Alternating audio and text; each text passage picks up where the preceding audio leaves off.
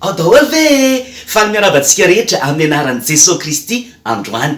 Faly manokana hiaraka aminao indray hifampizara ny tenin'Andriamanitra. Tenin'Andriamanitra zay voasoratra ao amin'ny Ohabolana 5:50. Ohabolana 5:50. Zao nambaran'ny tenin'Andriamanitra hoe fa ny fahatahorana an' Jehova no fiando hampahendreny. Ny fahatahorana an' Jehova no fiando hampahendreny.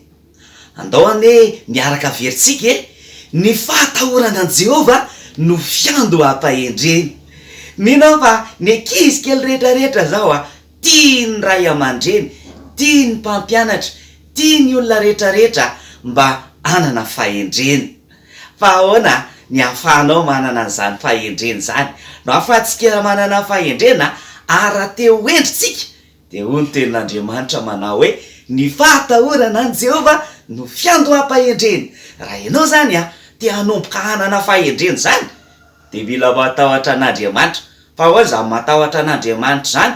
Ambarako aminao androany fa zany matahotra an'Andriamanitra zany dikan'izany mieritreritra an'Andriamanitra foana amin'ny fotoana rehetra. Mieritreritra an'Andriamanitra rehefa hanao zavatra. Mieritreritra an'Andriamanitra amin'ny safidy zay ataonao hoe inona re no ataoko hoe ito sa ito. Dia mieritreritra an'Andriamanitra hoe inona re mba tian'Andriamanitra ataoko hoe amin'ity zavatra ity. Dia zay zany ny dikany hoe matahora an' Jehova. Dia mieritreritra an'Andriamanitra foana ianao. Fa rehefa mieritreritra an'Andriamanitra foana ianao dia fantatra hoe inona kay le tian'Andriamanitra atao, inona kay le tena tian'Andriamanitra. Dia miaro antsika rehetra zany mba hanana fahendrentsika amin'ny zavatra rehetra zay ataontsika. Andao any averintsika le tenin'Andriamanitra miaraka amin'ny adresy Ohabolana 5:50. Miaraka hoe Ohabolana 5:50. Fa ny fahatahorana an' Jehova no fiando hampahendreny. Noho izany ary andaontsika hieritreritra an'Andriamanitra foana amin'izay feno fahatahorana an'Andriamanitra tsika.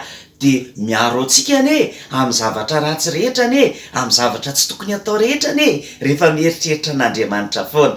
Zay indray ny tenin'Andriamanitra ny anarantsika androany. Taditio raha te hoendry ianao mila matahotra an'Andriamanitra.